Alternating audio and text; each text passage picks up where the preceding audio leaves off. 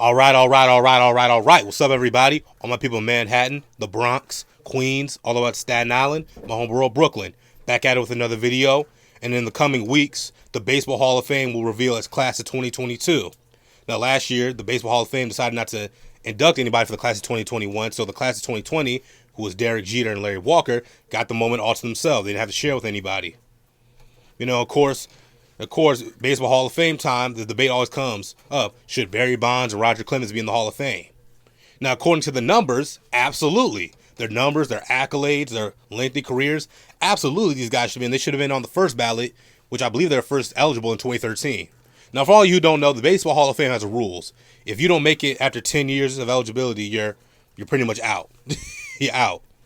Okay? You're not getting in. But, of course, you got to have a voting percentage higher than, I believe, 25% to stay on the ballot, and you need 75% of the votes to get into the Baseball Hall of Fame.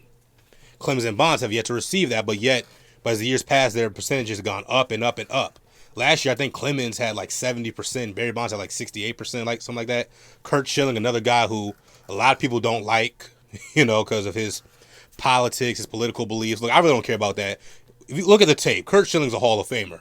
Clemens and Bonds are also Hall of Famers. But you know what? This whole Barry Bonds, Roger Clemens thing is, particularly when it comes to Barry Bonds, it should be a lesson to everybody. Be careful how you treat people. Barry Bonds had a reputation for being an asshole and a complete jerk to the media, treating them like shit, intimidating reporters, bullying reporters, talking all types of shit. Talking all types of shit to these reporters. And now, all these years later, he needs these guys to let him in the Baseball Hall of Fame. And of course, I'm not saying the guys who were the reporters back then are Hall of Fame voters now, but some of them probably are. You never know. But Barry Bonds, people think Michael Jordan's an asshole. Go read some shit about Barry Bonds. Barry Bonds was so he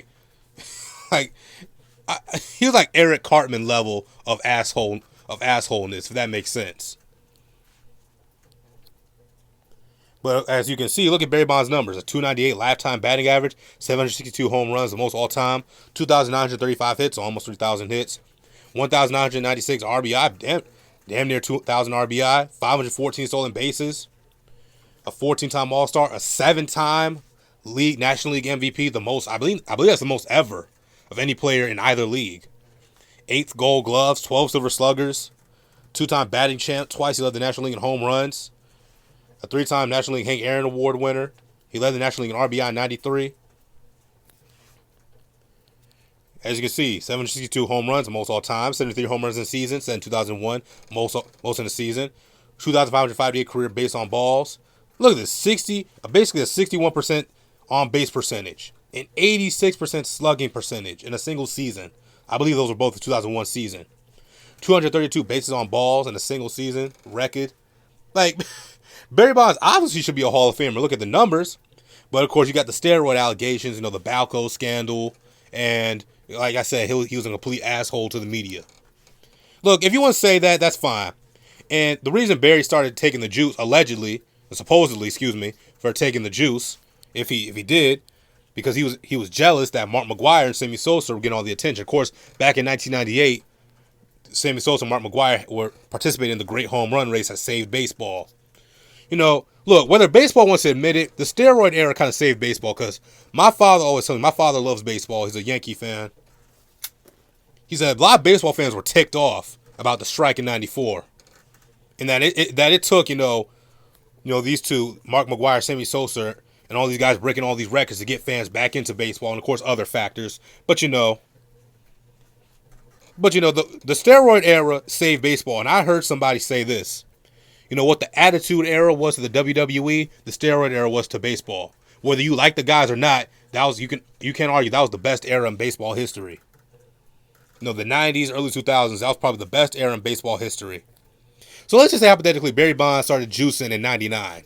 Let's look at his numbers from his rookie year in 86 to 98. As you see, Barry Bonds' batting stats for years from 1986 to 1998. Look at this. 411 home runs, 1,216 RBI, 445 stolen bases, 1,917 hits. A lifetime batting average up to that point of 298. An on-base percentage of 411, a slugging percentage of 556. On-base plus slugging of 966, excuse me. But I mean, is that not a Hall of Famer? At this point, he'd had what, three MVPs, and I believe 8 All Stars and 8 Silver Sluggers. Like that's not a Hall of Famer. Just looking at it like from that standpoint. Obviously, you see Barry Bonds in Pittsburgh with the mustache and skinny and shit. Here he's in San Francisco. He got bigger, shaven.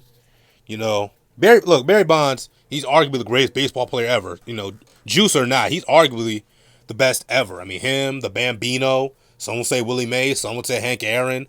You know, you could say whoever else. You know, some people might say King Griffey Jr. You know, whoever you think it is. You know, Barry Bonds is up there.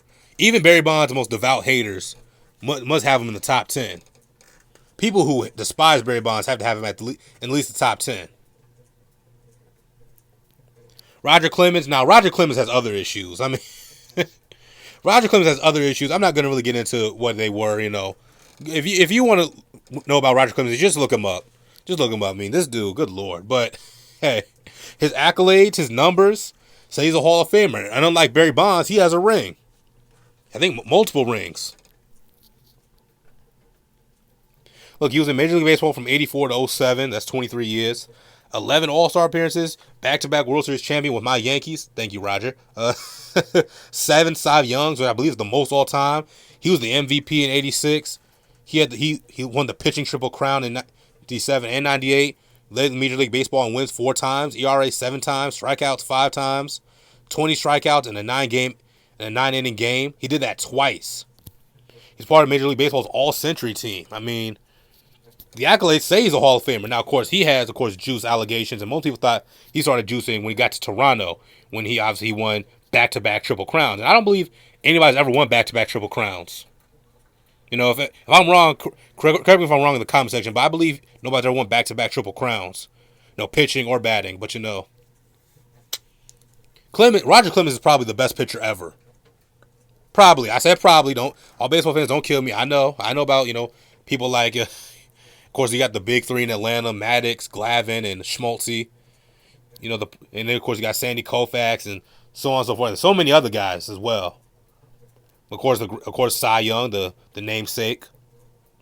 But overall, Barry Bonds and Roger Clemens, they belong to the Baseball Hall of Fame. And let me say this.